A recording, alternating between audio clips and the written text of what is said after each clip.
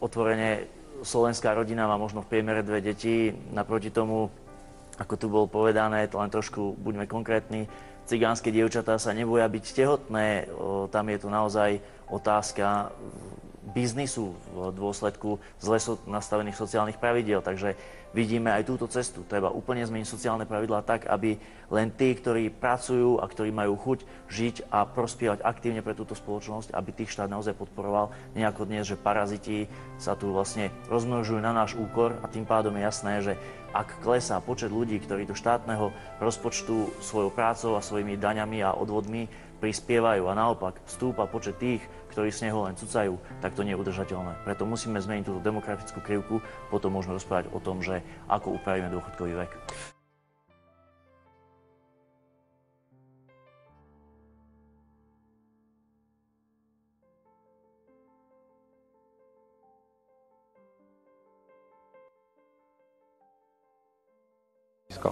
Rodinné prídavky obmedziť na 3 deti do budúcnosti, aby robenie detí, a ja to hovorím úplne natvrdo, aby robenie detí nebolo spôsobom obživy rómskych rodín a poďalšie, aby jednoducho si uvedomili aj títo ľudia, že sa na nich sťahujú rovnako práva a povinnosti ako na kohokoľvek iného.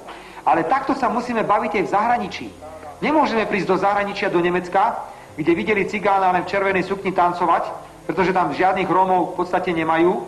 Tam nemôžeme sa tváriť, že viete, my sme takí a my sme zli, že tým Rómom ubližujeme. Treba im to takto natvrdo povedať. Robia deti preto, lebo chcú peniaze. Ak nezastavíme populačný rast, tak tu máme o 10 rokov problém a týchto milión Rómov sa pohne a pôjde k vám do Nemecka. Vtedy sa nám